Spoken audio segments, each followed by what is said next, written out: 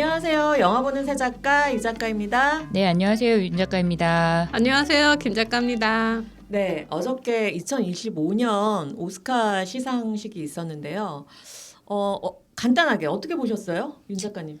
뭐 다른 수상들은 뭐 대략 예상도 가고 수긍도 가고 그랬는데 저는 너무너무 데미 무어가 여우주연상을 받기를 그러게. 개인적으로 너무 지지를 하고 있었어 갖고 맞아요. 저도. 그게 조금 너무 아쉽더라고요. 아니 근데 되게 재밌는 게 그 데미 무어가 오스카를 타지 못함으로써 비로소 서브스턴스의 그 서사가 완결됐다는 말들이 와우. 올라오는데 그 너무 수긍이 가더라고요. 마지막에 진짜. 그 별이 못된 거죠. 그 젊은 여배우한테 뺏긴 거잖아요. 너무나 젊은 진짜. 그 미키 매더슨 그 배우한테. 그래서 그것으로 완벽한 서사가 완성이 됐다. 그래서 이거 되게 재밌다. 정말 그런 진짜 생각이 재밌는 들었어요. 시각인데. 그래서. 됐어요. 영화적으로는 그럴 수 있지만 데미 무어에게는 아니 근데 그 배우에게 영화와 자기의 어떤 사적인 삶과 완전히 떨어뜨려 놓고 볼 수 없기 때문에 이런 시각도 왠지 우주적으로는 굉장히 훌륭한 해석이라고. 됐어요. 상이 필요해요. 상을 줬어요. 근데 그 마이키 메디슨 그 배우도 워낙 잘하긴 했어요. 맞아요. 진짜 아노라에서. 잘했어요. 맞아요. 그래서 아노라가 너무 상을 휩쓸어서 저는 좀 불만이었거든요. 저 아노라를 봤지만 제가 개인적으로 좋아하지 않는 영화여서 근데 너무 상을 휩쓰니까 조금 아쉬웠다. 저는 기본적으로 영화를 막론하고 뭐 하나가 독식하는 것에 대한 약간 그 불만이 있어요. 그래서 웬만하면 여기 후보 오른 영화들 중에 완전 후보가 자격이 없다 싶은 영화는 없잖아요. 그러니까 웬만하면 조금 나눠 갖는 그런 게 더 좋지 않을까 다다 그런 있어. 생각이 뭐 이렇게 하나씩. 아니 그리고 윌 스미스 같은 분이 없으니까 도파민도 좀 없고 이번에 약간 실망이었어요. 요번에 쇼가 조금 그 LA 산불 때문에 네. 조금 너무 잔잔했던 것 같아요. 뭐 어쨌든 저희는 네 그렇게 봤습니다. 자 그러면 오늘 조금 오랜만에 각자 세 작가의 추천작을 소개해드리려고 하는데요. 먼저 윤 작가님 네. 어떤 추천작 준비하셨나요? 저는 제가 이렇게 추천하고 싶은 영화가 두 편이 있는데 네. 그 추천하고 싶은 영화들이 볼 수 있는 그 채널들이 없어가지고 계속 체크를 하고 있었어요. 이거 올라오면 꼭 소개를 해야지. 그 중에 하나가 얼마 전에 올라왔어. 올라왔더라고요. 뭐 더 파더라고 2021년도 영화거든요. 가파도는 아니죠? 네, 가파도 아니고요. 더 파더입니다. 네. 이게 티빙에 지금 올라와 있고요. 어. 이게 윤여정이 아카데미 여우조연상을 받았던 해에 안소니 호킨스가 이 영화로 나무주연상을 수상했던 작품이거든요. 그래서 제가 이 영화를 보면은 사실 안소니 호킨스 뭐 연기를 말해 무엇하겠지만 이 영화는 정말 역시 명불허전이구나라는 걸 너무 느끼게 해주는 몇 작품이기도 년도죠? 하거든요. 2021년도 영화요. 21년도 맞아 꽤 됐어요. 네. 영화는 진짜 간단해요. 치매를 앓고 있는 한 노인과 그의 중년 딸이 겪는 이 치매로 인한 일상의 변화들에 관한 얘기거든요. 근데 이게 이 영화가 제가 다른 영화보다 되게 인상 깊게 기억을 하는 게 대부분 지금까지 치매를 다룬 영화들은 치매 환자와 치매 그 환자 옆에서 그 고통을 겪고 있는 가족들에게 포커스가 맞춰진 어떤 휴먼 드라마 같은 내용들이 대부분을 차지했었는데 이 영화는 그 치매를 앓고 있는 노인의 1인칭 시점으로 영화가 진행이 돼요. 그래서 이 영화 전체가 혼돈이에요. 진짜. 이게 문을 열면 다른 세계가 펼쳐지고 계속 그런 식으로 그러니까 모든 게 다 뒤죽박죽돼 있는 그러니까 치매를 앓고 있는 사람들의 뇌 속에 내가 갇혀 있는 듯한 느낌이 드는 영화라서 어느 정도냐면 그래서 이 환자 입장에서 영화를 서술하기 때문에 딸의 얼굴도 바뀌어요. 그래서 딸의 역할을 맡은 배우가 2명 이상이 되기도 하고요. 그래서 끝까지 어떤 사람이 진짜 딸인지 사실 우리는 잘 몰라요. 그리고 뭐 끝까지. 네, 그러니까 이게 뭐 그렇게 추측은 되지만 이게 진짠가? 저 사람이 보고 있는 게 이 사람도 그래서 헷갈려요. 분명히 뭐 시장 갔다 올게 하고 사라졌던 딸이 돌아왔는데 다른 여자가 돼서 돌아왔는데 내 딸이 어디 가고 넌 누구세요? 그러니까 아빠 왜 그래? 이러는데 그러니까 얼마나 모든 일상이 공포겠어요. 다 낯선 사람이고 다 낯선 환경이에요. 그래서 뭐 예를 들면 되게 디테일하게 가구도 바뀌어 있어요. 그러니까 똑같이 얘기하고 뒤돌아서 다시 돌아왔는데 모르는 환경이 돼 있는 거예요. 같은 집인데. 이런 그 되게 디테일한 그 치매 환자가 직접 겪고 있는 혼돈의 모든 것을 보여주는 좀 어떻게 보면 엄청 공포스러워요. 되게 사실적으로 보여지기도 하고 너무 현실이다. 진짜 네, 너무 이게 누군가 우리 부모가 될 수도 있고 내가 될 수도 있는 상황에서 이거를 겪고서 살게 되겠구나라는 걸 느끼니까 되게 현실적인 공포도 느껴지고 그러면서 시종일관 그 혼돈 속에 갇혀서 공포에 떨고 있는 그 안소니 호킨스의 되게 가련한 눈빛이랄까?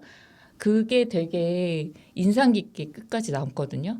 그래서 또 연기가 또 엄청나다. 너무 어마어마해요. 진짜. 이때 막 오스카 아까 네, 나무주연상을. 나무주연상. 네.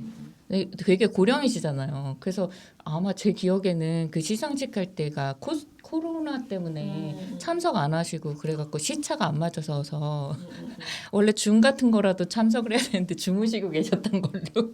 그래서 맞다. 네, 맞아. 그래서 맞아, 나중에 맞아. 이제 이게 소식을 듣고서는 이제 소감을 나중에 VCR로 공개를 하신 되게 재밌었어요. 그것도 그 에피소드도. 그 안소니 호킨스 제가 인스타그램 팔로우하거든요. 근데 너무 일상에선 되게 귀여우시더라고요. 네. 그래서 피아노도 되게 잘 치고 그림도 되게 잘 그리시고 그다음에 가끔 이렇게 뭐 피아노 치면서 춤도 추고 그런 일상을 자기가 이렇게 보여주는데 우리가 아는 그 안소니 호킨스의 그 엄근진이나 그런 모습이랑 너무 달라서 되게 매력 있는 귀여운 할아버지. 맞아요. 여기서도 가끔 귀여운 모습도 나오고 되게 그리고 여기는 무섭지 않아요. 왜냐면 힘이 없고 약하고 되게 정말 환자 그 자체니까 되게 불쌍해 보이기도 하고 좀 약해 보이기도 하고 덩치는 크신데 하여튼 그런 너무 모든 사람들의 그 공포심과 어떤 뭐랄까 하여튼 두려움, 치매라는 병에 네, 대한 네. 그리고 공감도 조금 느껴지게 하고 하여튼 되게 몇 년 전에 봤는데도 인상이 굉장히 깊은 그 영화였어요. 치매라는 그 소재를 가지고 이렇게 좀 신선한 시각으로 한 영화는 거의 처음이지 맞아요, 않았나. 맞아요. 그 한국 영화 중에 살인자의 기억법이라고 맞아요. 비슷한 내용이지만 다른 영화가 있잖아요. 네. 유명한 작가 그- 소설. 네. 그 작품 같은 반전 이런 것도 있나요?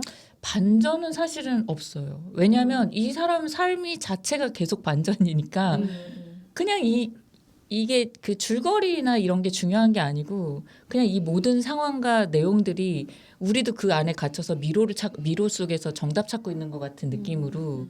근데 결국 정답은 아무도 찾을 수가 없어요. 정답이 찾지 뭔지 못한 채로 끝나는. 그러니까요. 저는 이 더 파더를 정말 보고 싶었는데 솔직히 못 보겠는 거예요. 저도 이제 부모님이 이제 연로하시고 하시다 보니까 너무 이게 내 현실일 수도 있다는 맞아요. 이게 특히 F형 인간으로서 이게 너무 이 후유증이 클 것 같은 거예요. 이 영화를 보면. 감정 소모가지고. 그래가지고 솔직히 못 보고 미뤄뒀던 영화인데 이번에 좀 도전을 해볼까 뭐 그런 생각도 드네요. 네. 네. 다음. 김 작가님은 분위기를 반전시켜서 어. 제가 오늘 추천드릴 작품은 쿠팡 플레이에 있는 직장인들이라는 나 그거 작품입니다. 예고가 짤인가 잠깐 너무 봤는데. 정말 맞아. 너무너무 재밌고요. 이게 SNL 코리아의 MG 오피스라는 코너가 있어요. 네, 알아요. 그 오피스의 진짜 세계관을 그 세계관을 좀 넓혀서 스피노프 예능이라고 할까? 그런 예능이 거기에 이제 나왔던 분들 또 나와요? 네, 신동엽 씨가 광고회사를 차린 개그맨으로 나오고 그 광고회사 안에 이제 그 재밌겠다. 현봉식 맞아요. 현봉식. 현봉식 대리가 이제 회사를 옮겨서 이 회사에 취업을 하면서 벌어지는 이야기인데 여기 또 그 제가 좋아하는 차정원 씨가 드디어 연기에 도전을 합니다. 네. 카더가든님께서 저는 카더가든님 직업이 왜 뮤지션이지, 왜 배우가 아니고 뮤지션이지에 대한 그런 근본적인 의문을 갖고 있었거든요. 근데 드디어 저의 그 바램을 음악은 뚫고 언제 하는 거예요? 음악도 열심히 하고 계세요. 저는 안 듣지만 알겠습니다. 저는 개그맨 카드가든이라고 카더가든으로 성공하실 거라고 믿고 있기 때문에 아무튼 그래서 근데 이게 설정만 있고 대본이 없어요. 그래서 다 애드립이구나. 그 애드립 배틀이 너무 보는 맛이 쩔고 진짜 도파민 가능해? 대폭발 가능하더라고요. 아니 우리도 작가지만 솔직히 대본이 없는 프로그램은 없다고 네. 없잖아요. 대본이 살짝 반은 있고 그 사이사이를 다 그 이분들이 사이사이를 애드립으로 네. 채우는데 특히 이수진님 우리 대배우 이수진님께서 정말 제이미 얼마나 재밌는지 진짜 거기서 무슨 역할로 나오는 거예요? 제이미 맘은? 제이미 맘은 그냥 그 광고 회사에 있는 과장님이에요.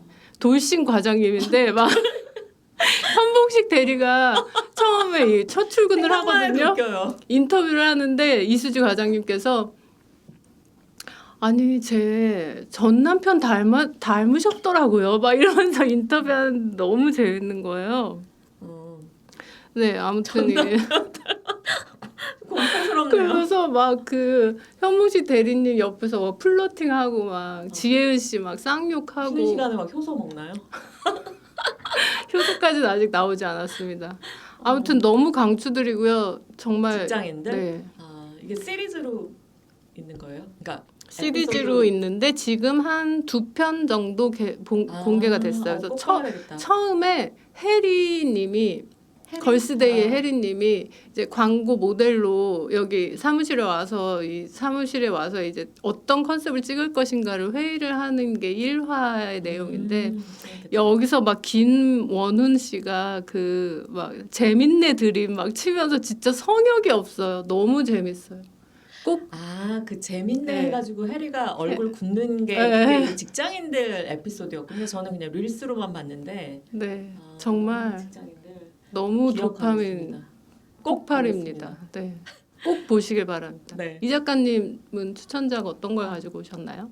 저는 제가 예전에도 살짝 말씀드렸는데 슬로우 홀시스라고 애플 TV의 그 드라마인데요. 스파이 드라마입니다. 그래서 2022년에 시즌 1을 시작해서 2024년 10월에 시즌 4까지 완성이 됐는데 엄청 기네요. 엄청 긴데 진입 장벽 정말 너무- 재밌습니다. 아 그래요? 정말 재밌고요. 슬로우 홀시스가 뭐냐면은 슬로우 홀시스는 느린 말이잖아요. 네. 느린 말. 그러니까 나고자라는 뜻인데 영국의 그 MI5라고 그러니까 보안 정보국이 있는데 여기에서 이제 사고를 치거나 작전을 망친 애들을 모아놓은 그러니까 좌천된 애들을 슬로우 홀시스라 하고 해가지고 슬라우 하우스라는 곳으로 보내요. 슬라우 하우스라는 곳으로 보낸 그 느린 말들에 대한 마국간인가요? 느린 말들에 대한 이야기인데 여기에 이제 전설적인 스파이가 책임자로 있거든요. 잭슨 램이라고 이 사람이 게리 올드만이에요. 근데 정말 제가 이 드라마를 보고 게리 올드만을 우리 다 얼마나 연기 잘하는지 알고 있잖아요. 근데 한동안 잊고 있다가 완전히 반해버린 거예요. 게리 올드만한테. 너무 섹시하세요. 너무 잘해요. 그러니까 진짜 배불뚝이에 알코올 중독에 맨날 빵꾸난 양말 신고 막 싸구려 위스키 마시면서 캡틴 큐. 그 슬라우 하우스에 이렇게 앉아가지고 맨날 담배 피고 막 머리 안 감고 진짜 노숙자 몰골로 앉아 있는데 머리가 진짜 뛰어나고 전설적인 스파이였는데 왜 이 사람이 지금 이 슬라우 하우스에서 이 느린 말들을 데리고 있는지 몰라요. 근데 이게 시즌이 거듭하면서 이 사람의 비밀도 드러나고 재밌겠다. 너무 재밌어요. 너무 재밌고 영국이 원래 그 스파이물 잘 만들고 실제로도 맞아요. 영국이라는 맞아요. 나라가 스파이들이 되게 많았잖아요. 근데 이게 원작 소설이 있는데 그 소설을 가지고 너무나도 이 각색을 잘 해가지고 믹 헤론이라는 작가가 쓴 소설을 2010년에 발표를 했는데 이걸로 이제 시즌 4까지 만들어지고 이게 너무 인기가 많아서 지금 시즌 6까지 계약이 돼 있다는 말이 나와요. 그래서 게리 올드만이 원래 그 틴커 테일러 솔저 스파이 아시죠? 맞아요. 거기에 그 자기 역할 존 스마일린가 그 역할을 엄청 좋아했었대요. 그 스파이 역할을 게리 올드만 개인적으로. 그래서 이번에 또 스파이 역할이잖아요. 그 영국 스파이. 그래서 이번에 참여를 했고 이 작품을 마지막으로 자기는 좀 은퇴를 약간 시사하기도 해서 좀 정말 귀한 작품이 아닐까. 그래서 여기서 정말 이 스토리도 재밌어요. 시즌 1에는 예를 들면 어떤 사건이 일어나고 이 사건들을 막 우여곡절 끝에 이 느린 말들이 해결하는 잭슨 램, 이 게리 올드만이랑 해결하는 이런 게 이제 한 시리즈를 이렇게 통틀어서 이제 진행이 되는데 그 에피소드들도 재밌지만 이 각자의 캐릭터, 이 잭슨 램, 게리 올드만과 그 밑에 부하들 한 명 한 명 다 왜 그런 거잖아. 루저들이 모여 있는데 이 루저들한테 너무 정이 가서 이 정이 정말 시즌이 거듭될수록 진짜 정이 들거든요. 근데 얘네들이 또 막 위험에 처하고 죽기도 합니다. 스포일러가 될 수도 있지만, 그러니까 막 그런 상황에서 이 잭슨 램의 이 매력, 정말 터지는 매력. 근데 여기서 이 잭슨 램이 츤데레예요. 그래서 자기 맨날 구박하거든요. 니들은 루저들이야, 쓸모없어 막 이래요. 근데 여기에 이제 MI5의 부국장이 있어요. 근데 그 분이 여자분인데 누구냐면 크리스틴 스캇 토머스. 그분이 부국장인데 진짜 이 둘의 케미도 너무 재밌어요. 이 둘의 케미도 너무 재밌는데 이 크리스틴 스캇 토머스가 맨날 엄청 무시하거든요. 이 느린 말들을. 근데 딱 그럴 때 게리 올드만이 얘기해요. 그래, 얘네 루저야. 근데 마이 루저다. 내 루저들이야. 이거 중증 외상센터 느낌도 난 나고. 미생에서 부장님이 내 새끼들이야 이런. 그치? 그런 느낌인데 너무 매력 있어요. 그리고 이 영국식 유머에 약간 이렇게 독서를 내뱉으면서 그 차가운 유머 있잖아요. 약간 미국식 똥덩어리 같은 건가요? 아니 그런 게 아니라 이렇게 뭔가 이렇게 비틀면서 되게 차갑게 조롱하는데 그게 되게 웃긴 이런 약간 그런 영국식 유머 좀 약간 도도한 대사들 근데 너무 재밌는 거예요. 진짜 재밌어요. 근데 대부분의 시리즈는 1시즌이 훌륭하지만 갈수록 약간 아니에요. 떨어지는 경우가 많잖아요. 갈수록 올라가요. 이 시리즈의 장점이 뭐냐면은 갈수록 그 퀄리티를 계속 유지하거나 더 높아집니다. 그래서 이게 슬로우 4까지도 방영이 됐던 거고요. 지금 6까지도 나온다. 근데 그렇지 않으면 6까지 불가능할 것 같긴 그렇죠. 해요. 네. 그래서 이 드라마를 보고 약간 비하인드로 살짝 그런 영상도 올라와 있길래 거기 이제 크리스틴 스캇 토머스랑 게리 올드만랑 인터뷰하는 거 봤는데 둘이 너무 사이가 또 너무 좋은 거예요. 근데 이분들이 또 웃긴 게 게리 올드만이 그 다키스트 아워의 그 처칠 역으로 나왔었잖아요. 근데 그때 부인이 크리스틴 스캇 토머스예요. 그럼 둘이 그때도 친했어요. 근데 여기서 티격태격하는 역할로 나오는데 평들이 정말 오래 산 노부부 같은 그런 케미를 보여주는데 그런 것도 너무 재밌고 진짜 강추드려요. 애플 TV의 슬로우 홀시스 여러분 꼭 보십시오. 그리고 스파이물의 재미도 있고 오랜만에 이런 스파이물을 보니까 전 너무 재밌더라고요. 어쨌든 강추드립니다. 보고 싶어지네요. 진짜. 진짜 꼭 봐야 되겠네요. 아니 근데 시리즈가 이렇게 긴 거는 사실 손대기가 힘들어가지고. 아니, 저는 진짜 게리 올드만한테 지금 제가 이렇게 푹 빠져 있을 줄 그 지금 푹 빠져 있습니다. 영국 스파이 게리 올드만 이 삼합이면 믿고 볼만한 것 같아요. 정말 네. 연기를 너무 잘해요. 그래서 잭슨 램이라는 이 캐릭터가 진짜 살아있는 것 같은 저 사람 잭슨 램이 그러니까 처칠에서는 너무 분장을 많이 해서 게리 올드만 같지가 않았잖아요. 맞아요. 처음 볼 때 맞아요. 네. 그래서 그때 게리 올드만이었나 약간 이런 거였는데 여기서는 그냥 게리 올드만 자체의 그 매력과 정말 가만히 서 있는데도 같이 본 사람이 지금 저 서 있는 장면 봐봐. 맞아. 어떻게 저렇게 서 있지? 막 이런 거 있잖아요. 맞아. 와 진짜 연기 잘하시는 분은 그 카메라 프레임 밖에 있어도 존재감이 느껴져요. 네. 그리고 여기서 되게 지저분한 남자의 매력을 보여주는데 진짜 장면들이 말로만 들어선 도저히 상상이 가지 않아. 그리고 방구쟁입니다. 너무 싫어.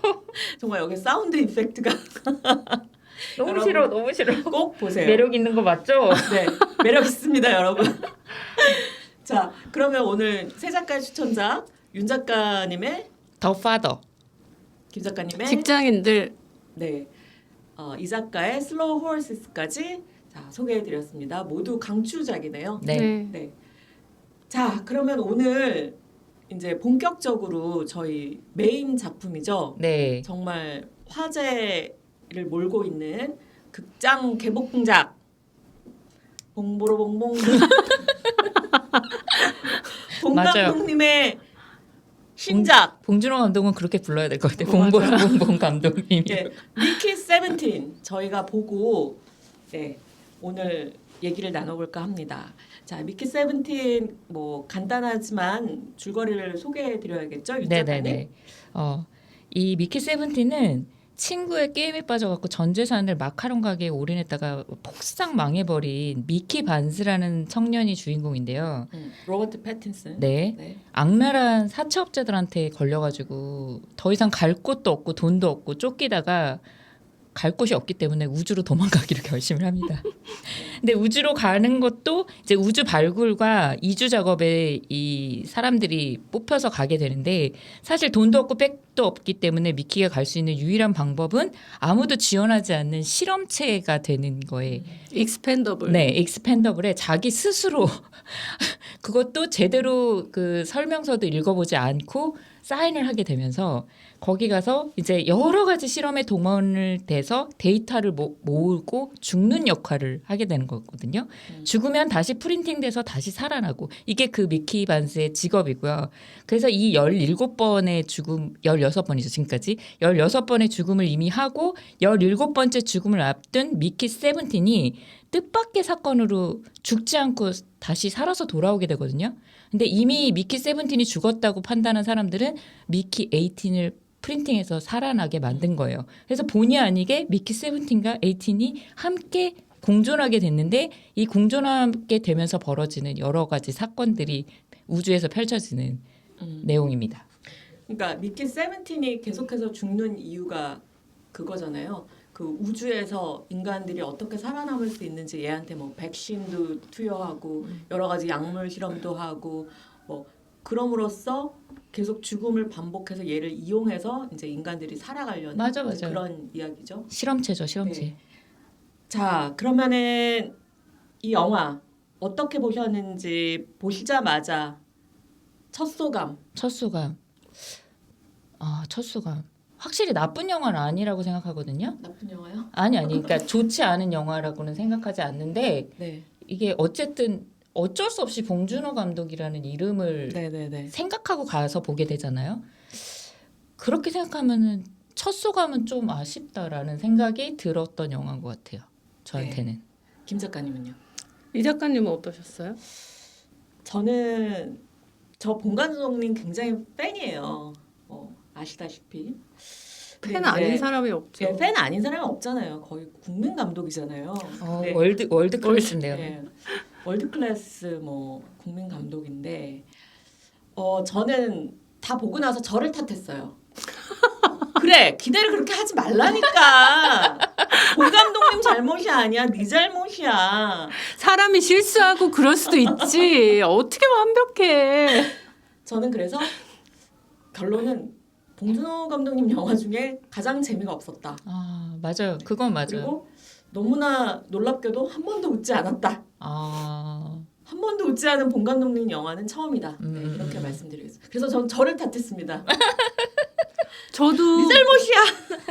봉준호 감독님 진짜 좋아하고 네네. 시나리오 잘 쓰시고 진짜 연출 잘하고 얼마나 능력자예요. 근데 월드 클래스 능력자죠, 진짜. 솔직히 저는 보고 나서 내가 이 영화가 재밌었는지 재미없었는지조차 판단이 안 될 정도로 좀 혼란스럽고 뭔가 이렇게 저는 봉준호 감독님 영화를 볼 때마다 하는 생각이 있어요. 진짜 잘생긴 미남인데 보는 건 좋아. 근데 뭔가 깊은 관계로 이렇게 진행시키고 싶진 않은 그런 그냥 남자. 관상용? 관상용으로 관상용보다는 조금 그래도 가까워지고 싶은데 막 깊은 관계로 가기에는 또 싫고 막 이런 이상한 감정들 복합적인 감정들이 막 소용돌이 치거든요.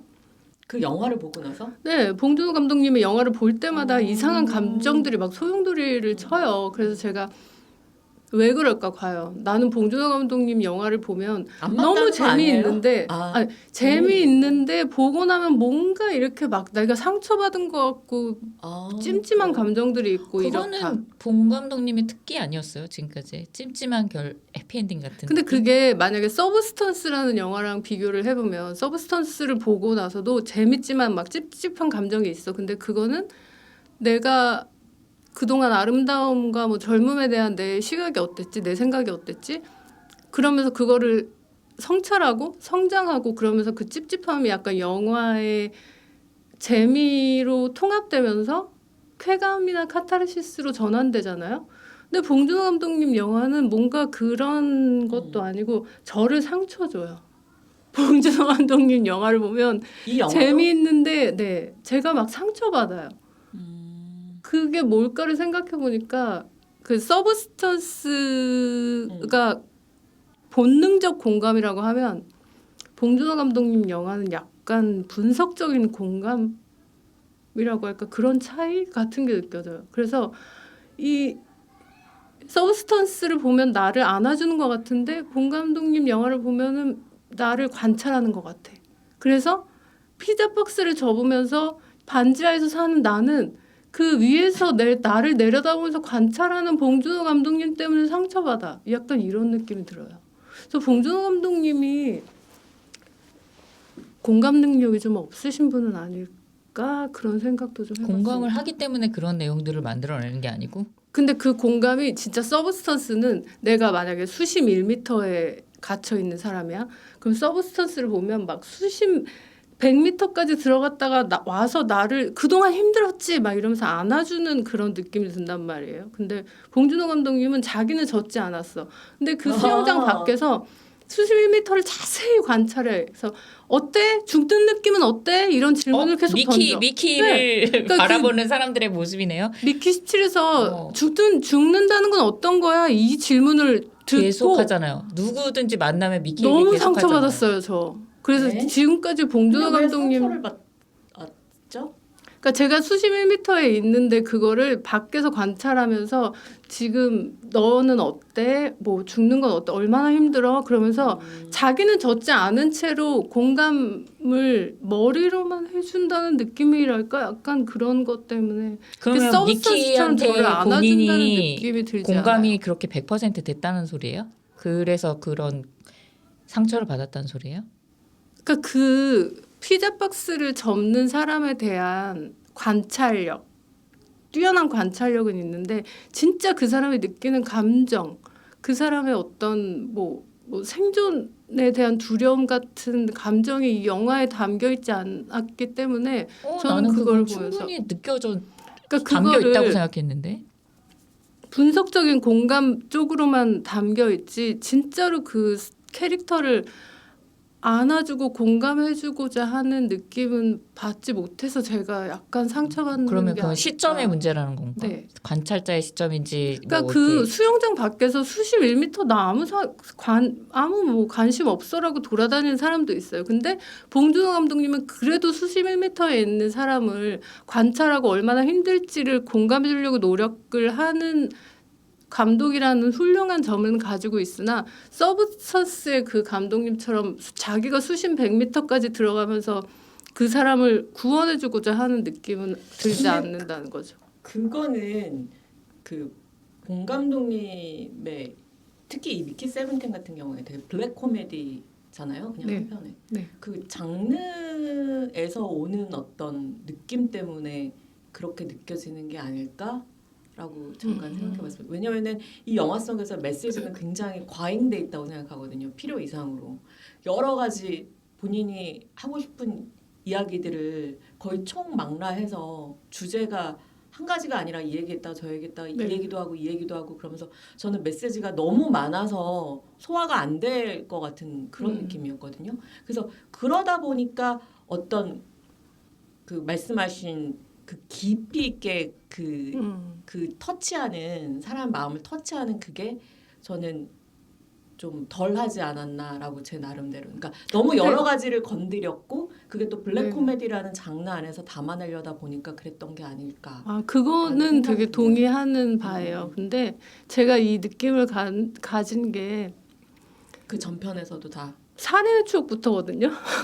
그래서 저는 좀 본 감독님의 공감 능력과 다른 생각을 가지고 있는 관객에 불과하구나. 근데 이런 상처를 받는 것도 사실 영화를 잘 만들었기 때문에 받는 거지. 아예 뭐 이런 거를 느낌을 주지 않는 영화들도 많아요. 그래서 그 본 감독님은 정말 영화를 잘 만드시지만 나도 한 번도 웃지 못했고 살인의 추억부터 그랬다는 네, 그런 말씀을 정확히는 드리고 싶네요. 모르겠지만 약간 그 관객과 감독의 작품도 약간 그 결이라는 게 있는데 그게 좀 결이 안 게 맞는 아닐까. 건 확실해요. 그러니까 뭐 뭔가 유머도 어떤 사람한테는 엄청 굉장한 유머인데 어떤 맞아, 사람은 맞아. 난 안 웃긴데 음. 그런 것처럼 본 감독님의 그런 생각의 연출 차이나, 스타일이나 네. 그런 뭐 그런 것들이 김 작가님이랑 조금 결이 안 맞는 게 아닐까 그런 생각이 네. 드네요. 저는 어린 왜냐면 시절을 기생충도 그때 재미없다고 생각했잖아요. 맞아요. 기생충도 재밌지만 잘 만든 건 알겠는데 저 알겠는데. 되게 상처받았고 살인의 추억도 저는 수원에서 제가 어린 시절을 보냈는데 그 화성 살인 사건의 그런 피해자와 그 피해를 겪을까봐 공포에 떨었던 그 사람들에게 되게 상처 주는 영화예요. 그 상황을 그냥 희화화하고 뭐 그게 네. 단순한 휘하도 아니고 사실 그거는 봉준호 감독 이외에도 굉장히 많은 드라마나 영화의 소재로 많이 쓰였잖아요. 그럼 그때마다 상처를 받아요? 아 궁금해서 이거는. 그때마다라기보다는 그런 소재 자체가 주는 그 안에서 살던 사람들은 그게 약간 이렇게 긁히는 게 있을 것 같다는 생각은 들어요. 그런 건 있는데 근데 그때마다라기보다 나는 워낙에 그걸, 살인의 예. 추억은 큰 작품이었으니까. 상처라고 얘기하는 게 되게 조금 예를 들면 기생충에서 저는 그 냄새를 포착하고 그 지하에서 살았던 사람들의 그 냄새라든지 그 냄새가 넘어오고 뭐 지하철에서 느껴지는 그 얘기들을 들었을 때 저는 그걸 어렸을 때 겪었기 때문에 그 물론 저는 그게 상처는 아니었거든요. 이걸 되게 영민하게 어떤 소재로 캐치해서 쓰고 있다는 점에서 굉장히 놀라웠고 그래서 더 영화가 공감되면서 더 뭐랄까 실감나게 느껴졌거든요. 그거는 저도 되게 공감했어요. 그 분석적인 공감에 대해서는 봉준호 감독님 너무 훌륭하시고 공감을 잘 하시는데 그 막 실제로 고통에 대한 그런 막 실체에 대한 성찰 이런 게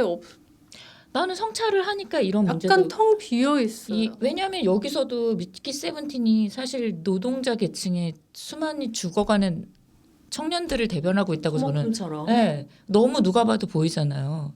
근데 그게 되게 안쓰럽기도 하고 저렇게 살면 안 되는데라는 생각도 들고 그 로버트 패티슨도 자기 역할을 소개할 때 17번이나 죽은 후에야 어떻게 살아야 될지 깨닫게 되는 한 남자의 이야기라고 자기는 이해를 했다고 하더라고요. 그러니까 약간 그런 시각으로 청년들이나 노동자 계층을 바라봐주는 좀 그런 시선이 있기 때문에 오히려 더 따뜻하다라고까지는 아니지만 맞아요. 예. 그런 시선이 되게 고맙고 그렇긴 하죠. 네. 근데 네. 저는 봉준호 감독님은 그 따뜻한 시선으로 물 밖에서 물 안을 바라본다의 느낌을 받아요. 자기는 수영장 안에 들어갈 생각이 없다의 느낌을 항상 받아요. 그걸 뭔가 막 논리적으로 현실적인 한계인가? 감독님. 잘 부르주아신가? 그러니까 예를 들면 아무리 반지하에 생각해도 잘 살아본 적이 모르겠다. 없는데 기생충을 만들었을 수도 있는 거고. 근데 굉장히 그 상황을 디테일하게 너무 잘 만들어서 막 맞아 저렇지라는 느낌은 주지만 거기까지인 게 좀 안타깝다는 그런 말씀을 드리고 싶었어요. 그러니까 뭐 조심스럽긴 하지만 뭐 사회과학 서적으로 맞아요. 이분이 사회학 쪽 그 전공을 하신 사회학과 분이잖아요. 나왔죠. 네. 그래서 지금까지 근데 모든 걸 다 겪어봐야지 작품 만들 수 있는 그건 거니까. 맞아요. 관심이 있고 그만큼 그거에 대한 관찰도 하고 그렇죠. 그런 건 되게 네. 고맙고 대단한 능력이라고 생각해요. 근데 그 그걸 분석적인 겪어보고 공감. 겪어보지 않았고는 약간의 미묘한 그건 있을 수 있다고 생각해요. 맞아. 그 창작자로서 뭐 그런 거를 김 작가님이 예민하게 또 느끼는. 근데 거일 수도 겪어보지 있고. 않고도 공감을 할 수 있는 사람은 분명히 있거든요. 그렇죠. 네. 근데 분석적인 공감이라도 이렇게 잘 해주시는 것도 대단한 능력자인 건 확실하다. 하지만 깊은 터치는 없다. 네. 이제 조금 이해가 될 것 같네요. 네. 그러면 이 영화에서 좀 약간 셋 다 아쉬웠다고 그런 것 같은데 좀 먼저 좀 좋았던 점이 뭘까부터 좀 얘기해보면 어떨까요? 좋았던 점은 아까도 얘기했다시피 이 봉준호 감독 특유의 어떤 것들은 다 있는 것 같긴 하거든요. 어쨌든 사회, 정치 이런 현실을 비틀어서 약간 영화적인 메시지하고 그리고 처음에 이게 소재부터 저는 너무 궁금했거든요. 복제를 해서 사람을 계속 쓴다던가 그 복제된 인간이 겹쳐서 둘이 남게 되는 상황이 되면은 벌어질 일. 그래서 저는 이 영화를 엄청 기대하고 그리고 봉준호 감독이 가장 전 장기라고 생각하는 게 한 번도 뒤를 예측할 수 없게 진행이 되는 영화라는 게 저는 그 봉준호 감독의 가장 큰 장점이라고 생각했거든요 지금까지. 근데 제가 이 영화에서 가장 아쉽다고 생각했던 부분은 예측이 되나요? 너무 예측 가능한 방향대로. 네, 저도 그렇게 생각해요. 이게 모든 게 예측 가능. 네. 그래서 이게 맞나 싶을 정도로 봉준호 감독 그리고 지나치게 해피한 결론이 처음 제가 보는 봉준호 감독 영화에서 이렇게 해피하고 말랑말랑한 결론은 처음 보는 것 같아서 오스카 상을 받으시고 되게 해피하지 않나? 아니 근데 봉준호 라는 생각도 감독님이 들더라고요. 악당을 그리는 이 과장된 어떤 이런 캐릭터 창작력이 저는 좀 결이 그게 제일 안 맞았어요. 그 마크 러팔로 네. 보고 그 봉준호 감독님은 악당을 잘 모르는 너무 착한 사람이고 행복한 사람인 것 같아요. 근데 지금 여기는 해피 약간 말씀하셨죠. 만화처럼 그리려고 일부러 조금 오버스럽게 그 그런 캐릭터를 설정한 거 아니에요? 설국열차에서도 그랬고 틸다 스윈튼. 그 봉준호 감독이 좀 나쁜 사람이야라고 생각하는 사람을 그렇게밖에 그리지 못하는 게 봉준호 감독님이 그 마음이 너무 선해서 그렇다고 생각하거든요. 저는. 근데 봉준호 감독이 그 인터뷰에서 이야기했잖아요. 그 독재자 부부를 조금 귀엽고 재밌게 그리고 싶었다. 맞아요. 그거는 그러니까 그게 태생적으로 사람이 너무 근데 그때 그 얘기를 인류애가 하더라고요. 마크 넘쳐. 러팔로가 사실은 이게 영화를 2022년도에 만들었으니까 자기는 생애 처음으로 악역으로 캐스팅된 건데 그래서 자기는 조금 봉준호한테 조금 의아하고 내가 그렇게 나빠 보여요라고 질문을 했는데 봉준호가 그렇게 대답을 했대요. 세상의 모든 독재자들은 봤을 때 악마처럼 생기진 않았다. 그치. 그러니까 사람들을 매료시킬 만한 어떤 러블리가 있어야지 그 사람에게 매료되기 때문에 이 독재자한테 사람들이 그렇게 열광하는 거고 그런 러블리한 면이 마크 러팔로한테 있기 때문에 자기는 이 역할을 맡은. 근데 난 그게 너무 공감이 가는 거야. 맞아. 마크 러팔로만큼 러블리한 배우가 없다고 생각하거든요. 그건 아니에요. 아니 그러니까 그런 귀여움이 아니고 그러니까 저렇게 생겨서 저런 역할을 러블리하게 만들 수 있는 그러니까 예를 들면 그 가여운 것들에서도 마크 러팔로가 굉장히 쓰레기 같은 남자로 나오는데 너무 찌질한데 너무 귀여운 거예요. 그래서 그때도 그 요르고스 란티모스 감독이 이 역할을 꼭 해줘야 된다고 마크 러팔로가 처음에 그 형 너무 하기 싫다고 그랬는데 쫓아다니면서 그걸 꼭 좀 해달라고 했다는데 왜 그런지 너무 알 것 같은 거예요. 그 마크 러팔로가 그 역할을 맡아줌으로 해서 뭐랄까 그 인물이 좀 더 러블리해짐이 확실히 있어요. 마크 러블리 팔로. 아니 근데 나는 그 독재자는 대중들이 좋아할 만한 그 매력이 없이는 독재자가 되기 힘들다. 맞아요. 사기꾼도 엄청 착하게 생겼어. 착하게 생기지 못하면 사기를 못 쳐. 그래서 저는 그 봉준호 감독님이 그 두 배우를 그렇게 활용한 거에 대해서는 뭐 그렇게 나쁘진 않다고 생각을 했던 것 같아요. 저도 배우들은 다 좋았는데 악하기만 하면 또 그것도 매력이 없잖아요. 악당으로서. 그렇죠. 그리고 의도치 않게 이게 아까도 말했다시피 2022년도에 만든 시나리오와 영화인데 그래서 마크로팔로도 좀 오버스럽게 연기했다라고 생각을 했는데 이제 와서 보니까 개봉할 때쯤 되니까 트럼프니 뭐 윤석열이니 지금 그것뿐만 아니고 유럽에서 개봉을 했더니 유럽 사람들은 다 자기네 지도자라고 생각을 한다는 거예요. 그러니까 각국 모든 지금 난리들이 났으니까 파시즘이며 지금 그러니까 그 이상한 시대에서 갑자기 개봉을 하면서 이게 예언서처럼 돼버린. 맞아요. 봉준호 그래가지고- 감독님은 진짜 통찰력 있으신 분이야. 이 그래가지고 세계에 뭐야, 대해서. 미국 그 레이트 쇼인가 거기 진행자가 요즘에 그 독재자 붐이라고 맞아요. 맞아요.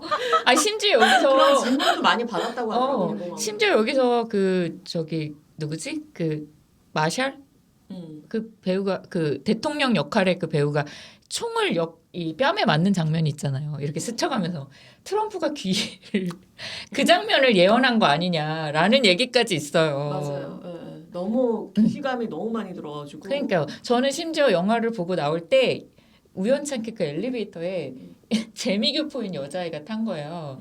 근데 걔가 이제 친구한테 막 얘기하면서 너무 똑같은 트럼프를 100% 모방한 역할이라는 거예요. 근데 저는 동생이랑 봤는데 둘이서 너무 윤석열 아니야? 윤석열 김건희 너무 아니야?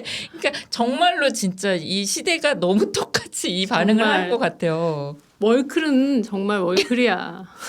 저는 전반부가 조금 사람들이 지루했고 뒤에서 이제 미키 18이 나오면서 재밌어진다라는 반응이 많더라고요. 근데 저는 좀 거꾸로였어요. 그래서 전반부에 그 프린트 돼가지고 미키 17이 계속해서 죽으면서 다시 살아나고 그 부분이 저는 가장 신선했고, 그리고 그 봉준호도 이야기했잖아요. 그 소설에서 가장 너무나 그 부분이 매력이 있어서 그 맞아요, 인간이 맞아요. 프린트 된다는 그거 하나를 보고서는 판권을 그때 샀고 본인이 그걸 가지고 이제 만든 건데, 그 부분의 어떤 비주얼, 그 부분의 어떤 메시지, 인간이 이렇게 어떨 때는 2분 만에 죽잖아요. 맞아요. 그냥 백신 맞고 막 몸에 막 기포 생기면서 너무너무 그 부분이 저는 잔인했거든요.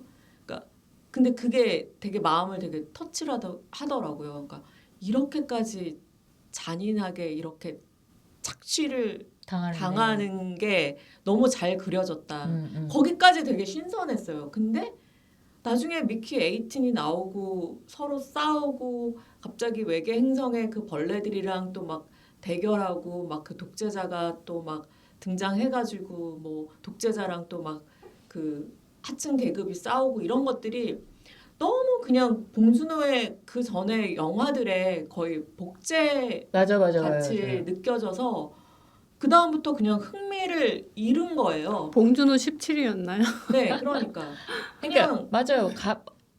여러 설정들이 그러니까 다른 영화가 아니고 봉준호 전작들에서 너무 많은 네. 것들이 뭐 예를 들면 왜 한 얘기를 또 하지? 마카롱 가게가 망했다는 건 누가 봐도 대만 카스테라 망했다는 얘기를 갖고 그거 설정 같은 느낌도 들고 그 약간 옥자하고도 겹치는 부분이 굉장히 좀 많은 것 같기도 옥자도 많은 하고. 기시감이 네. 들죠. 그 틸다 스윈튼 아까 얘기하셨던 그 부분은 또 이 설국열차. 그 독재자 부부하고 또 겹치는 부분이 많고 저도 그다음에 보면서 계급 갈등 그것도 설국열차에서 너무나 막 노골적으로 이야기했던 부분이 요번에 또 똑같이 나오고, 그다음에 그 괴물 크리처도 저는 하나도 새롭지가 않았거든요. 뭐 그 봉준호의 괴물에서도 봤고, 맞아요. 그다음에 많은 사람들이 그 바람계곡의 나우시카의 그 벌레 이야기도 하고, 많은 것들이 너무 본 듯한, 그것도 봉준호 월드에서 본 듯한 맞아요, 거를 맞아요. 다 모아서 완전 종합 선물 세트 같은 느낌이어서, 봉준호의 영화는 그 영화 자체의 그 독창성으로 인해서 사랑을 받았다고 생각을 하고, 그 독창성에 너무너무 이번에 또 우주 영화고 사이파이 영화니까 거기에 너무 기대를 했던 거죠. 근데 그런 독창성이 오히려 저는 진부하게 느껴졌어요. 저는 그리고 궁금한 게 봉준호 감독님의 한국 영화들을 보면은 그렇게 많이 설명하지 않고 생각하게 하고 이렇게 메시지를 던져주고 그렇죠. 이렇게 그런 약간 절제하는 게 되게 매력적이었거든요. 근데 봉준호 감독님이 미국에만 가면 이상하게 설명을 자꾸 하고 필요 이상으로 막 대사 나레이션이 많아지고 이런 게 있어요. 그래서 언어적인 한계인가라는 그리고 생각이 들고 갑자기 유머가 그리고 재미가 없어져. 유머 감각이 확 없어져. 그 미국 그 영어 영화만 하면 저는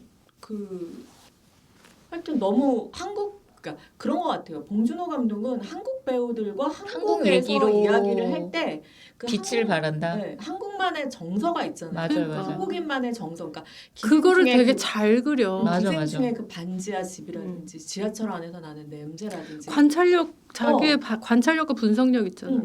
그런 게 정말 그 한국적인 거를 보면서 다른 뭐 서양인들이 봤을 때도 그게 되게 새롭고 한국인들이 봤을 때는 야 저렇게 세밀한 걸 캐치해내다니 막 이런 것도 있고 그리고 그런 건데 이게 영화를 하면서 미국 배우들과 미국 자본이랑 하면은 갑자기 그 매력이 설명체가 그냥 되고 재미가 떨어져 없어지고. 버리는. 그러니까 그게 그런 면이 있는 것 같아요. 저도 보면서 한국 배우랑 한국 얘기를 하셔야 될 것 같다라고 생각을 했던 게 저는 고로에다 히로카즈 감독도 굉장히 좋아하거든요. 근데 제가 고로에다 히로카즈 감독의 최악의 영화로 꼽는 게 브로커인데 그게 한국 자본에 한국 배우들 데리고 한국에서 영화를 만드신 거잖아요. 한국에 대한 이해가 너무 없는 거예요. 그래서 일본 얘기를 정말 그냥 뭔지 한국 알 것 같아. 땅에서 한국 배우들 데리고 하는 느낌이 드니까 전혀 공감도 안 가고 이게 무슨 얘기인지도 모르겠고 근데 뭐 봉준호 감독은 그 정도까지는 아니지만 그 말씀하신 대로 매력을 좀 완전히 잃어버리는 듯한 그 싸이도 있잖아요. 강남 스타일이 한국적이니까 세계인들이 좋아했지 미국에서 인기 없겠다고 그 후속작들은 다 망했잖아요. 그런 느낌인 거죠. 그래서 일단 합이 한국 배우들과 좋고 한국 배우들이 연기도 더 빛나고 그러니까 플란다스의 걔 얼마나 재밌어. 진짜 너무너무 저는 아직도 봉준호 감독 영화 중에서 최고로 재밌는 게 플란다스 걔거든요. 근데 막 이게 성공가도를 달릴수록 자본이 많이 투입될수록 봉준호 감독님은 상대적으로 작아지는 느낌 같은 게 들었어요. 이게 되게 아이러니하네요. 어. 월드 클래스로 나가셔야 되는데 우리는 계속 그러면 국내에서 하세요 이런 건가? 생각해보면 기생충도 한국 영화로서 맞아요. 아카데미에 사관왕을 한 거잖아요. 그게 좀 생각할 거리가 있긴 하죠. 그래서 봉준호 감독님의 저는 제일 좋아하는 거는 그거거든요. 약간 예측 못했던 유머. 그러니까 되게 슬픈 장면인데 너무 유머러스한. 그러니까 그게 괴물같이. 그쵸 괴물의 그 장례식 씬. 맞아요. 네 덕분에 우리가 다 모였다 그거. 그리고 그때 그거를 한때 뭐 봉준호 감독 영화의 미학 해갖고 삐끗의 미학 해갖고 그런 슬픈 장면인데 막 사람이 미끄러진다던가. 괴물이 막 한강에서 막 쫓다가 갑자기 미끄러진다거나 아니면 뭐 강간의 왕국이냐 하면서 발차기 하다가 막 쭉 녹두렁에 미끄러지고 뭐. 근데 여기도 그런 장면이 있긴 해요. 그 미키 세븐틴이 복제되기 직전에 그 마지막 친절을 베풀잖아요. 뾰루지를 짜주는 같이 계속 뾰루지가 복사될 테니 뾰루지를 없애줄게 하면서 약간 그런 식의 저 생각해보니까 그 장면에서 딱 한 번 웃었네요. 그러니까 그런 식의 유머가 있어요. 웃지 않았어요. 그래서 봉준호 감독은 독창적인 이 사람만의 씬이 매 영화마다 있었던 것 같은데 이번에는 그게 하나도 없었다. 그리고 예를 들어 아까도 말했지만 기생충만 해도 이정은 배우가 띵똥띵똥하고 나타났을 때 갑자기 와 소름. 그 지하로 빨려 들어가는 그 씬은 정말 최고예요. 그게 예측 불가한 봉준호만의 매력. 어쩌려고 그래 이러면서 계속 몰입할 수밖에 없는. 뭐야 그랬는데 이거는 그다음 서사가 뭔지 다 알겠어. 맞아요. 미키 세븐틴이랑 에이틴이랑 막 싸우다가 미키 세븐틴이 살아남을 것 같아. 그리고 그 벌레들은 다 너무 귀엽고 착해. 그래서 얘네들은 그리고 그 대사 뭡니까? 미키 세븐틴의 애인이었던 그 배우 이름 뭐죠? 흑인 배우. 네, 흑인 배우가 매력적인. 갑자기 거기서 대사를 이 맞아, 행성의 주인은 일장연설. 이 맞아요. 행성의 주인은 저 벌레들이었어. 우리는 쟤네를 죽일 권리가 없어. 근데 그거는 연설이지. 그게 영화 대사가 뒷부분이 맞습니까? 그런 부분이 되게 많아요. 그리고 갑작스런 그 반기를 드는 그 우주선 안에 사람들 있잖아요. 그 반기를 반란도 너무 급작스러웠어요. 그리고 급작스럽고 급작스럽게 시작했다 급작스럽게 어. 끝나. 그래서 제가 그랬잖아요. 앞부분은 물론 지루한 부분이 있더라도 그 서사를 약간 그 미키 세븐틴의 그 죽어가는 미키 세븐틴의 그 부분은 재밌었는데 뒤에는 편집을 그러니까 얘기를 너무 많이 찍어서 편집이 제대로 막 안 된 것 같은 그냥 그런 느낌이 들면서 이게 개봉이 미뤄지고 이런 것들도 영향이 그래서 있었나라는 생각까지 들 정도로 그래서 그런지 그랬어요. 홍보 활동 엄청 열심히 하시더라고요. 그래서 뭔가 정말 그러니까 봉준호가 봉준호를 했는데 신선하지가 않아. 봉준호가 봉준호만 했다. 그러니까 그 신선함이 너무 없어. 맞아요. 그게 너무 이번에 그러니까 모두에게 이 아쉬움을 남기는 것들은 아까도 얘기했다시피 예측이 가능했다. 이 부분이 가장 큰 부분인 것 그런 게 같아요. 있어요. 진짜. 음. 하지만 다음 영화는 기대하겠습니다. 아니 아니. 그리고 메시지가 그리고 너무 많아요. 맞아요. 너무 산만해. 메시지 과잉이야. 그 노동자 그 계급 착취, 그 다음에 그 생태계 문제, 그 다음에 그 피지배 계급이랑 지배 계급과의 그런 뭐 싸움, 그 다음에 복제 인간을 통해서 인간이라는 게 도대체 뭘까? 마지막에 남아 있는 그 미키 세븐틴이 살고자 하는 그 마지막 그 남아 있는 그렇게 DNA와 기억을 복제하면 그래도 그게 인간인가? 뭐 이런 질문들 있잖아요. 근데 그런 질문들도 예전에 이미 그 클론 영화들에서 많이 반복됐던 근데 그런 질문들이 막 계속 영화 속 내내 쏟아지니까 그냥 나중에는 무감각해지는 거 있잖아요. 여기서 맞아. 막 큰 감동이 나올 수가 있나요? 기생충이면 기생충 하나의 이야기를 하는 게 맞다는 거죠. 그 계급의 문제. 저는 옥자를 볼 때도 그 지금 한 것과 비슷한 생각을 했지만 그래도 옥자는 메시지가 하나였고 그 엔딩까지 가져가는 어떤 약하지만 파워는 있었다고 생각하는데 이번 영화는 파워도 잃어버리지 않았나 그런 생각이 들었어요. 아니 그리고 저는 의문점이 있는 게 미키 세븐틴에서 미키 에이틴이 나왔을 때 그 전에 미키 세븐틴까지 이렇게 죽어가는 장면을 보여주잖아요. 거기서 로버트 패틴슨이 되게 목소리 연기도 되게 막 독특하게 하면서 그 찌질하고 소심한 남자를 연기를 하잖아요. 근데 거기서 그 성격이 일관성이 있었거든요. 그래서 에이틴이 돌연변이인지 그 얘기를 어디 인터뷰에서 제가 읽은 적이 있는데 그게 궁금하더라고요. 그런 뭐 대사가 거기 영화에 나왔다는 건지 아니면 네. 자기네들이 그 설정한 거기에 있었다는 건지 그 미키 에잇은 어땠고 미키 뭐 세븐은 어땠고 이런 대사 게 나와요. 있대요. 그러니까 지금까지 인격들이 조금씩 다른 게 있대요. 음. 그게 안 느껴진 거예요. 그러니까 그래서 미키 세븐틴과 에이틴은 같은 유전자가 복제됐을 뿐이지 인격이 사실 성격이 조금 다른 게 뭐 이렇게 뭐 자기네들은 그러면 농담처럼 오류지. 오류가 아니고 100%의 복제란 있을 수 없다는 그 기술의 그 복제가 아무리 그렇게 똑같이 해도 우리가 생각하는 것처럼 여러 가지 변수가 있고 우리가 통제할 수 없는 우리가 생각하지 못한 또 다른 결과가 나올 수 있기 때문에 그건 자- DNA와 기억을 다 복제를 해도 근데 그 영화 속에서는 그게 설명이 조금 덜 된 거죠. 세븐틴까지는 그냥 같은 사람 미키 같은 세븐틴 같은 느낌이었어요. 너무 착하게 죽는 걸 자연스럽게 받아들이고 그러다가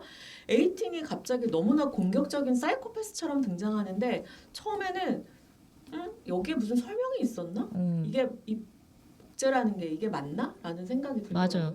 근데 그게 뭐 어쨌든 그런 큰 의도로 문제가 아니더라도. 의도로 만들었다면 미키 음. 세븐틴까지는 사실은 아까 말씀한 것처럼 죽음에 되게 수능적이고 모든 받아들인 일이 억울하더라도 억울하지 않고 그냥 되게 수능적이잖아요. 그게 제가 그냥 영화 속에서 봤을 때는 그 어렸을 때 버튼을 눌러가지고 엄마를 죽게 만든 사고를 자기가 저질렀다라는 그 트라우마를 갖고 있는데 그 버튼이 반복적으로 계속 나오잖아요. 그래서 에이틴이라는 새로운 약간 공격적인 인격이 나오면서 그 얘기를 하잖아요. 그 버튼과 그 죽음과는 상관이 없다. 네가 했던 것과는 아무 상관이 없는 건데 그런 그지 같은 생각은 던져버려라고 하면서 결국에는 그 18의 버튼을 스스로 자기가 누르면서 17을 살려내잖아요. 이게 17과 원래는 이 소설 원작은 미키 세븐이었다고 하더라고요. 근데 맞아요. 굳이 미키 세븐틴으로 만든 이유가 그 성 전체성이 확립되는 나이들이 이제 17, 18 이 시기니까 그걸 조금 염두에 두고 네, 만든 그런 거 거라고. 봤어요. 그러니까 약간 그 전까지 되게 체제에 순응하고 그랬던 게 어떤 자기의 트라우마나 내가 뭔가를 일으킬 수 있다라는 그 생각 때문에 깨어나지 못했던 거를 약간 실팔이 성격을 정체성을 깨주면서 그럴 수도 있죠. 그럴 이런 수도 있겠다. 의미로 만든 게 아닐까? 그래서 결국에는 마지막에는 자기가 버튼을 눌러서 그 프린터기를 폭파시키는 것처럼 그런 상징성을 넣은 것 같은데 너무 좀 제가 느끼기에는 직설적으로 보이는 거예요. 이게 촌스러워. 조금 맞아요. 내가 아는 감독님이면 조금 더 이걸 세련되게 녹일 수 그러니까 있을 다 텐데 예측 가능하다니까 희한하게. 맞아요.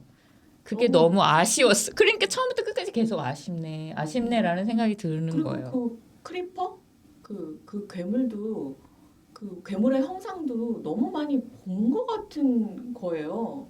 그거를 막 되게 귀엽다면서 되게 마케팅적으로 밀고 있던데 좀 어땠어요? 그 괴물의 디자인. 저는 그 여름만 되면 저희 집에 자주 출몰하는 쥐며느리 쥐며느리 나도 보면서 저거 쥐며느리인데 쥐며느리랑 너무 비슷해서 귀여웠어요.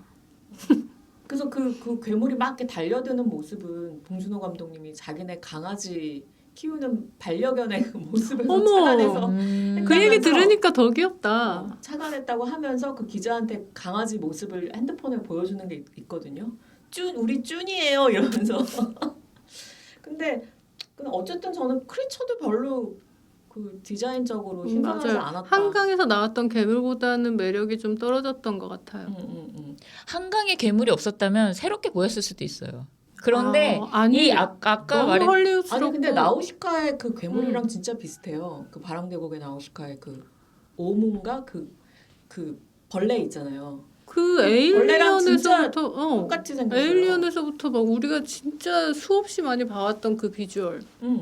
왜 나는 처음에 이게 나쁜 벌레라고 처음에는 인식을 하잖아요. 네. 그래서 막 이렇게 달려들 때는 왜냐면 미키 세븐틴을 죽일 수도 있다라는 네. 생각이 들 때는 되게 징그럽고 조금 무섭다. 왜냐면 엄청 많은 숫자들이 갑자기 우르륵 하고 달려드니까 라는 공포는 조금 느꼈었거든요. 그게 약간 그런 좀 벌레 같은 형상, 좀 안 좋은 어글리한 모습을 봤을 때 우리가 늘 악당으로 설정을 하던가 나쁘다고 설정을 하는 그 버릇이 있잖아요. 저희 뇌 속에. 그걸 깨기 위해서 저렇게 했나라는 생각도 조금 했었거든요. 근데 그걸 깰 거라는 것도 너무 네. 너무 보이고 그렇죠. 다른 그래서 데서도 많이 촌스러워. 있었지. 예. 듄 2의 벌레를 본 이후에는 어떤 벌레도 위협적으로 보이지 않는. 모래벌레.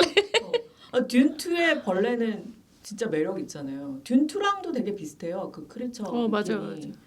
그래서 좀 전체적으로 끝까지 별로 기대만 못했다라는 생각이 아니, 들고. 본인을 탓하셨다면서 지금 굉장히 봉지로 그러면서 내 탓이야 내 탓이야 하면서 나왔는데 그 영화 저는 이 영화 보면서 제가 봤던 더 문이란 영화 기억났는데 어떤 분이 이 더 문을 언급하신 분이 있더라고요. 그 더 문? 블로그에서. 덤은?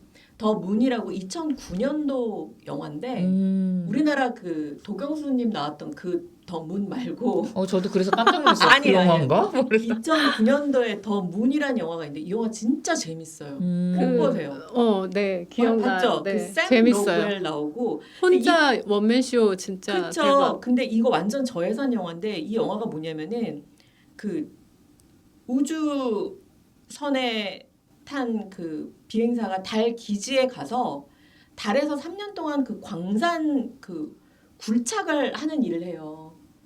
근데 그 굴착기에서 굴착을 하다가 어떤 사람을 구하는 거예요.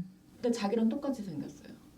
클론인 거예요. 궁금한데요, 갑자기? 네, 진짜 재밌어요, 덤은. 자기의 클론을 구출하면서 벌어지는 이야기인데 자기는 클론인지 몰랐던 거야. 미키 그쵸? 17은 알지. 음, 근데 이 사람은 얘는 몰랐어. 클론인지 몰랐어요. 어. 근데 얘가 자기랑 성격이 살짝 다른데 자기랑 똑같은 습관을 가지고 있어. 그러면서 이 우주선에서 둘이 같이 지내게 되면서 정말 마지막에 또 엄청난 또 비밀이 또 드러나는데 이 영화 완전 저예산 영화인데 진짜 잘 만들었거든요. 이 감독이 던컨 존스라는 감독인데 이 감독이 또 데이빗 보이 아들이에요. 진짜요? 네, 데이빗 몰랐어. 보이가 첫 번째 부인이랑 결혼해서 첫 번째 낳은 부인. 아들인데 전 데이빗 보이도 엄청 팬이거든요. 근데 이 감독이 그래서 이 영화가 더 문이 그때 밥스타 그러니까 영국 아카데미에서 막 신인상 받으면서 이렇게 확 떠오른 거예요. 이 감독이. 근데 이 영화 생각이 나요. 왜냐면 맞아. 우주선의 클론. 근데 클론끼리 서로 싸우거든요. 근데 이 영화는 훨씬 독창적입니다. 맞아요. 2009년도 영화임에도 불구하고 생각나는 영화 많아요, 사실. 네, 생각나는 네. 영화 진짜 많잖아요. 봉준호 그래서- 감독님 전작부터 해서 아니 그래서 저는 왜 사이파이를 하고 싶으셨나? 제 말이. 그리고 요즘에는 AI 뭐 다 그러니까 사람들이 모든 새로운 이야기는 AI, 사이파이, 평행세계 다 이런 데 있다고만 생각을 하는 것 같아요. 근데 사실 영화의 재미는 그런 건 아니라고 생각하거든요. 맞아요. 수십 밀리미터를 자세히 관찰해 보면 그 안에 수많은 이야기가 숨어 있어요. 하여튼 그래서 전체적으로 조금 아쉬웠다. 그 얘기도 있더라고요. 그 토니 콜렛이 그 독재자 부부의 와이프가 왜 그 소스에 집착하냐. 그 소스에 대한 질문도 되게 영화제나 이런 데서 감독님한테 많이 물어봤다고 그러더라고요. 근데 소스는 뭐 봉 감독님은 뭐 특별한 의미는 없는 것처럼 이야기했다고 하더라고요. 그냥 소스를 너무 좋아하는 그런 거 귀엽지 않냐 막 이랬다는데 그 부분에서 뭐 어떻게 생각하셨어요? 저는 소스. 특별하게 그게 그렇게 이상한데라든가 그렇게 느껴지진 않았어요. 그냥 그 사람 자체가 워낙 이상하니까. 거기서 그 크리처 그 꼬리로 막 소스 만들고 맞아. 맞아요. 근데 저는 거기서 약간 그런 거 있잖아요. 사람이 먹을 만치 먹고 갖고 싶은 거 다 가지면 그 다음에 자기만의 약간 고급 취향 같은 거를 되게 원하거든요. 그래서 그런 게 저는 너무 느껴져서 좀 그 부분이 좀 웃겼거든요. 오, 네. 의식주 다 해결되면 사람들이 맞아. 좀 자기만의 독특한 거, 그러니까 자기만의 사치품, 막 자기만의 뭐 예를 들면 에르메스 샹들리에 뭐 예를 들어서 막 뭐 샹들리에 꽂힌다거나 뭐 그런 느낌? 그래서 요즘 한국의 그 와인 붐, 위스키 붐 이런 것도 다 그렇죠. 그렇게 상류층으로 올라가고자 하는 그 네네네네. 사람들의 노력이 반영된 거잖아요. 그러니까 원래 이렇게 배만 채우면 되면 밥이랑 국만 있으면 되는데 거기에 이제 음식이라는 게 그게 엄청난 감각이고 이제 그러다 보니까 거기 막 소스가 발달하고 막 이러는 거잖아요. 그래서 이 여자도 보면은 이제 모든 걸 다 가진 권력자 입장에서 저는 그 부분이 그래서 조금 그 소스에 집착하는 게 그래서 그런 약간 메타포처럼 느껴서 되게 저는 그 부분이 웃겼거든요. 그래서 영화 본편보다 해석이 더 재밌네요. 그러네요. 그래요? 그래서 봉준호 감독님 그 인터뷰는 근데 뭐 되게 그런 게 뭐 재밌지 않나요? 그냥 이렇게 말씀하셨더라고요. 그래서 그런 부분도 있었다. 그리고 뭐 연기는 저는 다 좋았던 것 같아요. 맞아요. 그 로버트 패틴슨. 전부 다 사실 연기로 정평난 사람들이니까 사실은 뭐 그렇게 크게 걱정도 안 했지만 역시나 잘하네라는 생각이 했는데 그 로버트 패틴슨의 연인 역할을 하는 그 흑인 여배우는 신인인 것 같더라고요. 그분도 굉장히 이름이 매력적이고 뭐예요? 이름은 그래서 봉 감독님이 근데 그 흑인 배우 그 전작에서 좀 되게 좋게 본 게 있어서 그렇게 나오미 아키에래요. 아 나오미 아키에. 나오미 아키에를 그렇게 캐스팅했다고 너무나 좋았다고 하더라고요. 봉 감독님. 그리고 이 캐릭터도 굉장히 나름 되게 입체적이고 잘 캐릭터 디자인을 해주신 것 같아요. 그래서 매력 있더라고요. 되게 캐릭터 자체도. 그래서 뭐 연기는 마크 러팔로랑 토니 콜렛도 역시나 그 약간 그 블랙 코미디적인 그런 연기를 할 때 연기를 못하는 사람이면 그게 얼마나 우스꽝스러워. 완전 오글거리죠. 네. 근데 그 틸다 스윈턴 스윈튼에 버금가는 뭐 그런 역할이었다고 생각하는데 사실 틸다 스윈튼의 그 외모의 그 변화가 엄청났었잖아요. 맞아요. 사람들이 못 알아볼 정도로. 그래서 저는 오히려 그 마크 러팔로가 어떻게 분장을 하고 나올까? 라고 생각을 했는데 너무 이만 약간 조금 뭘 끼신 것 같더라고요. 그러니까요. 그거는 틸다 스윈튼한테 이미 했던 건데 그리고 더 좀 약간 아쉬웠어요. 약해. 더. 좀 약했어요. 조금 오히려 그런 역할은 조금 더 오버해서 그런 디자인을 뭐 의상이라든지 분장이라든지 그런 게 있었으면 어땠을까 그런 생각도 조금 들고 모든 게 조금 아쉽다. 모든 게 조금 아쉬워서 본 감독님이 이게 5년 6년 만에 내놓은 것 치고는 맞아요. 만약에 이게 음, 그 오스카 상을 받은 한 1, 2년 후에 냈으면 그냥 좀 쉬어가시려나 이런 생각으로 가볍게 그러니까. 봤을 수도 있을 것 같아요. 근데 이게 5년 만인데 네. 너무 기대를 했었고 또 개봉이 계속 미뤄져서 이게 뭘까 했는데 조금 아쉬움이 컸다. 맞아요. 그래서 뭐 더 하실 얘기 있을까요? 별점- 연기 얘기까지 해봤는데 별점을 줘야 될 것 같아요. 네. 점을 주시죠. 별점 뭐 별점. 니네가 뭐 무슨 니네가 본 감독님의 어떻게 작품을 감히 무슨 평가하냐? 별점을 줘 이건 이렇게 그냥 말씀하실 수 주관적이에요. 그냥 있지만 제 저희 개인적. 취향이라고 생각해 아니 뭐 주세요. 상처받은 건 저의 영혼입니다. 네. 아니 어쨌든 이건 진짜 수미상관인데 봉준호 감독의 이름을 빼면 이 영화는 나쁘진 않다고 생각을 해요. 좋은 편의 영화라고 생각을 하기 때문에 그렇지만 봉준호 감독의 영화라는 걸 뺄 수가 없다는 지점에서 3점. 아니 저는 오히려 꽤 다르게 낮네요. 생각하는데 봉준호 감독님의 영화니까 좋게 보이는 거지. 이거 사실 블라인드 테스트하면 잘 몰라요. 블라인드 테스트 블라인드 누가 테스트하면 만들었는지 과연 모르게. 과연 그런 것도 이동진님 필요하다. 이동진님 과연 몇 점 주실까? 박평식님 과연 어떻게 말씀하실지 잘 모르겠어요. 저는 그래서 한 그분들 엄청 좋게 평가했나요 이번에? 모르겠어요. 못 보고 그랬던 것 왔습니다. 같아요. 네, 저는 일단 감독님인 줄 감독님을 알았어. 감독님을 조마조마해. 그래도 응원하는 마음에서 2점. 응원을 그따위로 하시는가? 아니 근데 이 2점이 다 응원의 마음이에요. 네. 저는 재미가 없진 않았어요. 그래서 그런 의미에서 3점이라고 생각해요. 저는 그냥 제가 본 감독님 영화를 보면서 한 번도 웃지 않은 그 충격이 가시지 않기 때문에 3.2점 드리겠습니다. 그래도 제일 높네요.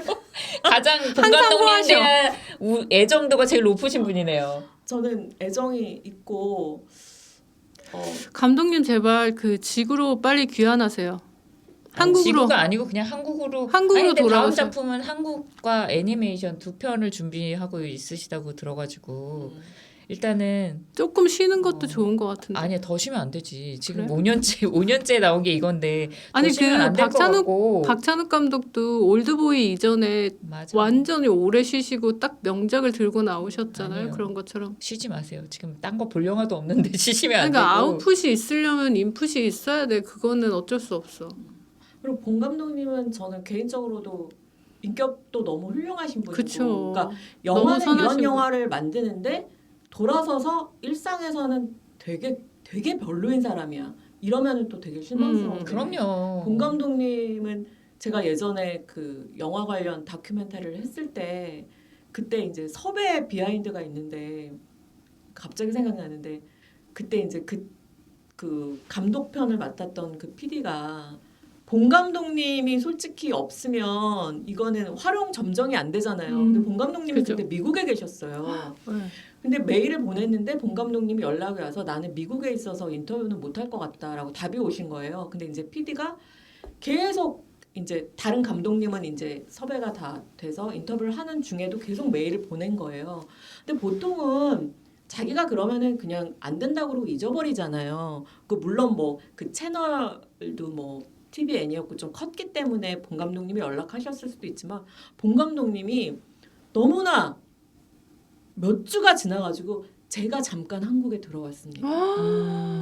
훌륭하신 분이네. 제가 잠깐 한국에 들어왔습니다. 훌륭하시네, 혹시 지금도 자 모두 별점 1점씩 네, 더 높이시다. 1점씩 그런 감독 없습니다, 여러분. 그때 한 10명의 대한민국 최고의 감독을 인터뷰했는데 그 중에서도 가장 매너가 좋고.